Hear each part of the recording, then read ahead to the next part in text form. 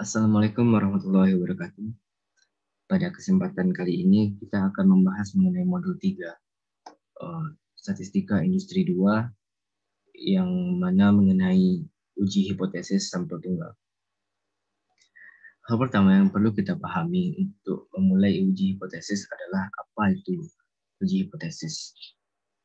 Pengujian hipotesis adalah suatu prosedur yang dilakukan dengan tujuan memutuskan apakah menerima atau menolak hipotesis mengenai parameter populasi.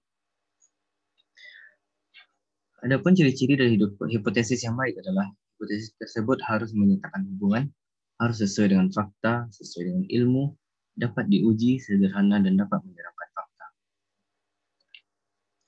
Terdapat dua macam tipe error dalam pengujian hipotesis. Kasus pertama yaitu H0 benar dan H0 tidak ditolak. Maka dapat disimpulkan bahwa keputusan yang diambil telah benar. Adapun jika H0 benar tapi H0-nya ditolak, maka error tipe 1 berlaku atau alfa. Jika H0 salah dan H0 tidak ditolak, maka error tipe 2 berlaku beta. Dan jika H0 salah dan H0 ditolak, maka keputusan yang diambil telah benar. Adapun langkah penyelesaian hipotesis adalah yang pertama yaitu menentukan formulasi hipotesis. Setelah itu kita tentukan taraf nyatanya. Kemudian kita menentukan kriteria pengujiannya. Dapat berupa one tail atau two tail. Yang keempat yaitu kita menentukan nilai uji statistik. Dan yang terakhir yaitu membuat kesimpulan terkait hipotesis yang kita lakukan. Adapun jenis-jenis pengujian hipotesis, yang pertama yaitu manipulasi. Dapat menggunakan rumus Z sama dengan X bar dikurang mu per standar deviasi per akar N. Itu digunakan jika sampelnya besar. Adapun sampel kecil digunakan rumus yang sama, namun yang dicari itu adalah T hitung. Berikut yaitu varians populasi.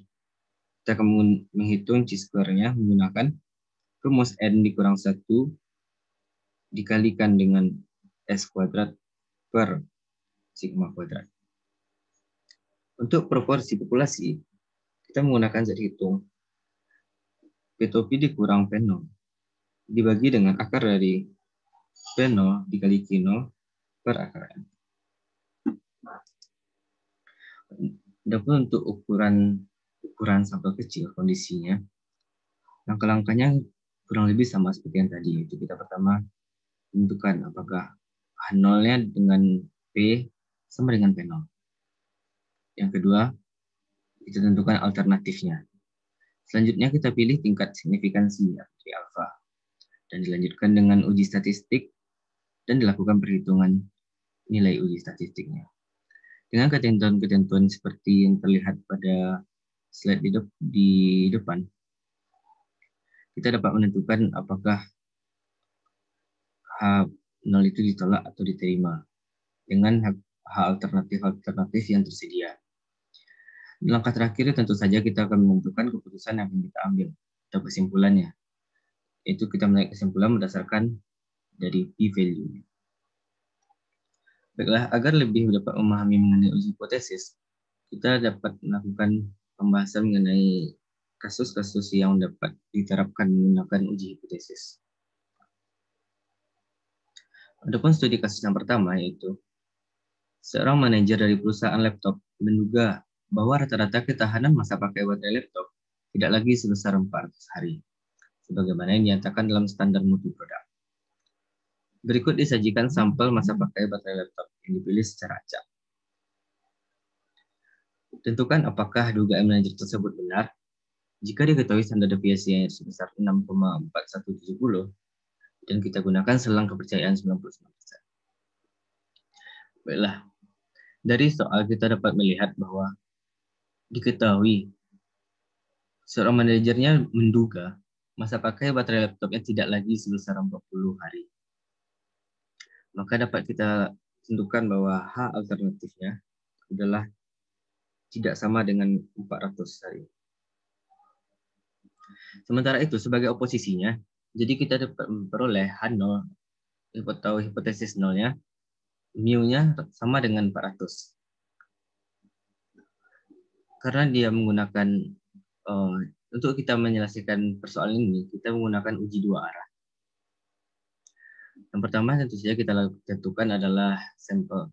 Dari data-data yang telah ada di atas diperoleh sampel sebanyak 40. Dan standar deviasinya sebesar 6,4170. Alfa yang diperoleh adalah 1 dikurang 99% dari interval selang kepercayaan.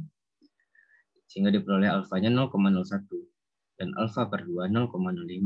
Sehingga dapat kita peroleh berdasarkan tabel Z.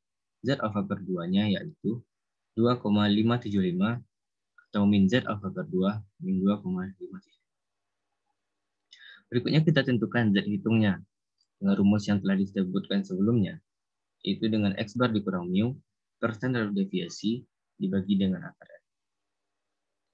Sehingga kita memperoleh nilai Z hitung sebesar min 2,8089. Selanjutnya kita tentukan daerah kritis. Daerah kritis yaitu akan tolak H0 jika Z hitung kecil dari min Z alfa per 2 atau Z hitungnya besar dari Z alfa per 2 karena kita menggunakan uji dua arah. Keputusan yang diambil karena Z hitung kecil dari Z min Z alfa per 2 atau berada di salah satu daerah kritis, maka kesimpulannya H0 ditolak atau tolak H0. Untuk lebih jelasnya dapat kita lihat pada kurva 2 ini. Daerah yang diarsip menunjukkan daerah kritis, yaitu daerah yang ditolak H0. Berdasarkan nilai dan angka yang kita peroleh tadi, Z hitungnya berada di pada nilai min 2,8 sehingga dia termasuk dalam daerah kritis. Sehingga dapat disimpulkan bahwa cukup bukti untuk mendukung dugaan manajer bahwa rata-rata masa pakai baterai tidak lagi sebesar 400 hari. Berikutnya untuk soal kedua. Suatu perusahaan lampu melakukan pengujian terhadap 2.000 sampel yang dipilih secara acak. Ditemukan bahwa 15 diantaranya cacat. Pihak produksi mengklaim bahwa fraksi unit cacat yang dihasilkan tidak lebih dari 1%. Tentukan apakah klaim pihak produksi tersebut benar. Gunakan selang kepercayaan 95%. Jadi, di sini dapat diketahui bahwa pihak produksi mengklaim bahwa fraksi unit catat yang dihasilkan sudah lebih dari 1%. Maka kita dapat menghasilkan H alternatifnya yaitu P besar dari 0,01. Dan sebagai oposisinya, H0-nya kita peroleh dengan bahwa P sama dengan 0,01. Berdasarkan hal alternatif, kita melakukan uji satu arah atau one-tail test. Selanjutnya kita identifikasi hal-hal yang diketahui dari soal. Pertama itu sampel, terdapat 2.000 sampel. Dan nilai X-nya bahwa nilai yang cacat adalah sebanyak 15. Untuk alfa yang digunakan adalah 1 dikurang selang kepercayaan, yaitu 1 dikurang 95% dan diperoleh 0,95. Dan Z alfa yang diperoleh adalah 0,05. Jadi sama dengan 1,645. Sementara itu, P-nya adalah 15 per 2000, itu 0,0075. Untuk menentukan Z hitung, kita menggunakan rumus proporsi. Bahwa ini peroleh P dikurang P0 sama dengan dibagi dengan akar dari P0 dikali T0 dibagi N sama dengan 1 min 1,1237. Dengan perolehan Z hitung, sebelumnya kita tentukan dulu daerah kritisnya. Daerah kritis yang tolak H0 pada soalan ini adalah jika Z hitungnya kecil dari min Z alfa per 2. Oleh karena itu, keputusan ini karena Z hitungnya kecil dari min Z alfa per 2 atau berada pada daerah kritis, maka kita akan menarik kesimpulan H0 ditolak. Sama halnya dengan yang tadi, kita dapat juga membuatkan grafiknya, namun grafik saat ini ada grafik satu arah. Berbeda dengan yang sebelumnya, pada grafik ini, grafiknya dibagi menjadi satu arah saja, karena dia melakukan uji satu arah atau one-tail test. Baiklah, sekian yang dapat saya sampaikan. Apabila ada kesalahan, mohon dimaafkan dan diharap dan semoga dari yang saya sampaikan dapat menambah ilmu dari penonton YouTube ini. Terima kasih. Assalamualaikum warahmatullahi wabarakatuh.